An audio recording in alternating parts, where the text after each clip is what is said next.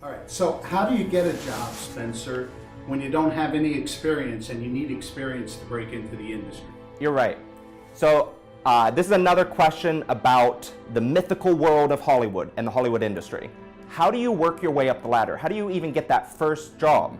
At one of my film schools, a professor said, and I've retained this information since 2009 when I attended this particular film school, he said, you know, it's not that hard to get your first job in the industry. Usually that job in Hollywood is production assistant. Now, the make or break transition is getting that second job. You know, there's stories, and I love the stories, and it's kind of like the American spirit about the person starting in the mailroom and then as the CEO of the company. That's also true for film.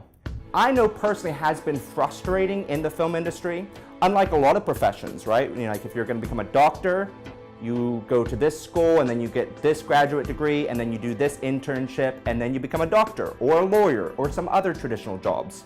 Film is not that way at all. There are many different ways to pursue your dreams. There's so many different ways. Some people may see that as limiting. Some people may see that as overwhelming. But for me personally, it's always been kind of exciting because if I'm trying one path, right? Like if I'm trying to work my way up as a production assistant, which I have done, if I try to go through the film school route, the educational academia route, which I've done, or if I just do it myself, start a film company, get a great team of producers and business partners on board, and we just make films. That's another route. And I'm not saying any one of these routes is the way to go.